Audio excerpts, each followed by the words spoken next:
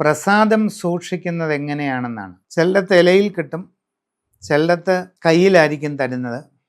പല ക്ഷേത്രങ്ങളിലും പല രീതിയിൽ തിരക്കുള്ളപ്പോഴും അല്ലാത്തപ്പോഴും പ്രസാദം കൊടുക്കുന്നുണ്ട്. നമ്മൾ അർച്ചനയോ പുഷ്പാഞ്ജലിയോ ഒക്കെ നടത്തി കഴിഞ്ഞാൽ ഇലയിൽ തന്നെ കിട്ടും.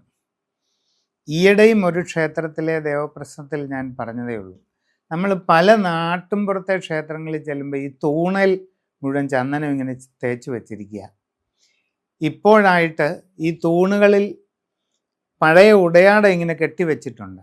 ആ ഉടയാട മുഴുവൻ ചന്ദനം ഇങ്ങനെ തേച്ച് വെക്കുക, കൈ തുടച്ച് വെക്കുക, കുങ്കുമം തേച്ച് വെക്കുക, ഗണപതി ഹോമത്തിൻ്റെ കരിപ്രസാദം തേച്ച് വെക്കുക. അവിടെ നിന്ന് ഇറങ്ങിപ്പോകുന്നവർ പോകുന്നതിന് മുമ്പ് കൈ ക്ലീൻ ചെയ്യുക.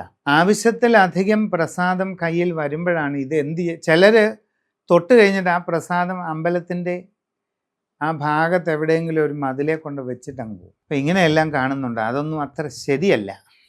അപ്പം അതിൻ്റെ കാര്യം, ആവശ്യത്തിലധികം പ്രസാദം ചെല്ലുമ്പോഴാണ് ഈ വിഷയങ്ങളൊക്കെ ഉണ്ടാകുന്നത്.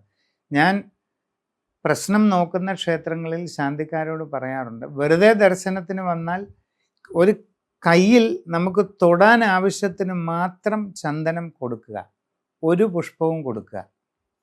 അപ്പോൾ കൂടുതൽ വേസ്റ്റ് ആകത്തില്ലല്ലോ. പിന്നെ ഇപ്പം വലിയ പുഷ്പാഞ്ജലിയും പൂജയൊക്കെ നടത്തുന്നവർക്ക് ഇലയിൽ കൊടുക്കേണ്ടതായിട്ട് വരും, ഇല്ലെങ്കിൽ അവർക്ക് പരിഭവം തോന്നും. അങ്ങനെ ഇലയിൽ കിട്ടുന്ന പ്രസാദം വീട്ടിൽ കൊണ്ടുപോയി കഴിഞ്ഞാൽ ആ ചെല്ലുന്ന ദിവസം അത് അതേപടി എവിടെയെങ്കിലും സൂക്ഷിച്ചു വെക്കുക. പിറ്റേ ദിവസം രാവിലെ ആ വാടിയ അല്ലെങ്കിൽ ഉണങ്ങിയ പുഷ്പങ്ങൾ എടുത്ത് ഏതെങ്കിലും വൃക്ഷച്ചുവട്ടിൽ ഇടുക. എന്നിട്ട് ആ ചന്ദനം അതേപടി തുറന്നു വെക്കണം. അത് ഒരു 1-2 ദിവസത്തിനകം കംപ്ലീറ്റ് ഉണങ്ങിക്കഴിഞ്ഞാൽ അതെടുത്ത് ചെറിയൊരു പ്ലാസ്റ്റിക് ഡപ്പയിൽ വല്ലതും ഇട്ട് വെക്കണം. അതിനും പിന്നീട് ഉപയോഗമൊന്നും വരില്ല. കാരണം ഇങ്ങനെ പഴകിയ പ്രസാദം വീണ്ടും വീണ്ടും എടുത്ത് തൊടാറില്ല ആരും. ജലാംശമൊക്കെ ഉണ്ടെങ്കിൽ ചിലപ്പോൾ പൂപ്പൽ വന്നെന്നും വരും.